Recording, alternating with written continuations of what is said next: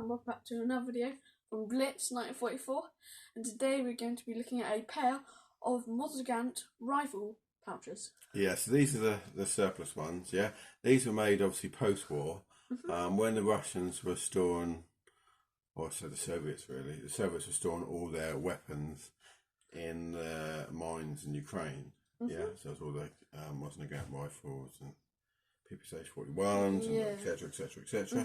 Yeah, and a lot of German guns as well. They obviously had to make when they obviously got the crates of Mosin Nagant out, all the crates came with like each one come with a bayonet and two pouches basically. So these pouches were everywhere for ages, and they still are. And I think they're quite a nice item to buy for your collection because they're probably like, I would imagine they were probably made in the 50s. Yeah. Yeah. Yeah, late 50s I would say by the look of them. And then obviously they've been stored obviously in the mines, obviously, and now obviously they're on the surplus market. I mean, there's not Mosin Nagant rifles now, as people know, are not as cheap as they used to be. At one time, they were in America and in Britain. They were so cheap, it was ridiculous. Yeah. And not now. They've gone up in price now. But the pouches are still very cheap. So we bought. I said port. We bought. Well, I don't think you said port. No, I thought I did say port. Oh well, I thought I was. We bought these. Yeah, we bought these pouches. So we bought these pouches, right?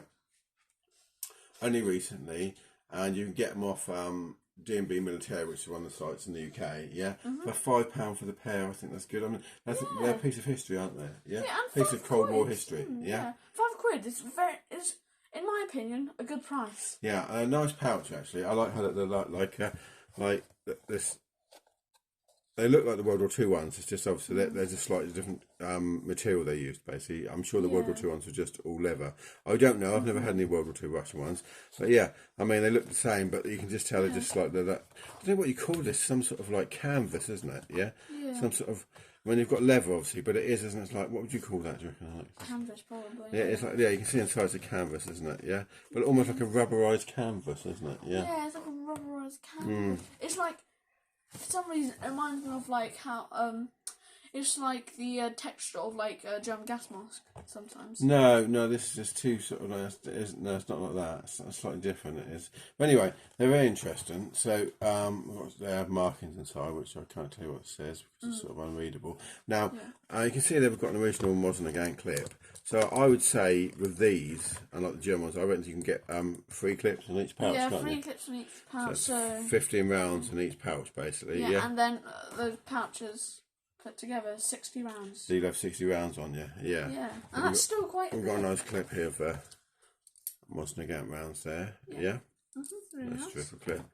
Yeah, very nice, yeah. So I mean, as I said, this is just a quick video today. These ones are not quite matched, but a lot of them are. A lot of the ones I've got. This is Alex's pair we're looking at now. Look at the backs of them as well. Yeah, these are Alex's ones, aren't they? Yeah. Yeah, I mean. And like, I've got a pair as well, they're not quite matched, but I just think they're, with collecting militaria, you still get the odd bargains like this, but it won't be long before they won't be a bargain anymore. And you'll all be going to shows and you'll see boxes of these things, and then in 10 years' time, there won't be any left, and they'll be wanting £20 each for them. I know, because when I think I was a little bit younger, I saw... Younger than you are now? Well, yes, I did start collecting. I'm joking. Well, I collected one. I think I started collecting about 8. 8, yeah. Yeah, I saw a lovely pair of I think it was German pouches, right, okay. Like for the Khan 8K. Only about I think 5-10 quid. Nah, they wouldn't have been that time. Well, they're better than reproductions. They weren't. No, they can't have been £5 or £10. They haven't been £5 or £10 for about 30 years, I wouldn't have thought. 30 years? Perhaps you got mistaken. Or maybe they were real ones, I just didn't know the price. That's a possibility, I suppose, yeah. I guess I was lucky then, but I didn't buy them. No. Well, if you'd have bought them, you'd have been lucky for £5 or £10, wouldn't you? Yeah. That would have been lucky, wouldn't it? Yeah. Yeah. But yeah, so there is still, well, I'm trying to guess that there is still stuff out there, if you're new to collecting especially, that it's still quite cheap. So a lot of the Cold War stuff is still reasonably priced, isn't it? Yeah, Cold War stuff. I think they're quite a nice piece of history. I quite like them. I'm glad we bought them. I mean, the pouch at the back is actually another cheap pouch. Actually, we aren't actually going to do about this pouch, to be honest with you. But while it's here, this is a Polish, post-war Polish PPS 43 pouch. They look very similar to the World War II ones the Russians made. I mean, do you know, at one time they were £1 each. These buy them for pouch. I don't think they're much more now. This came with my deactivated PPS 43, didn't it? Yeah. With the mags in it. But I should imagine again you're only talking a few quid. Yeah. For one of these, so I mean they're quite nice to have. This Soviet stuff, isn't it? Yeah. Yeah, in your collection, sort of thing. Right, I think that will do, isn't it? Yeah. Enough waffle again. Yeah.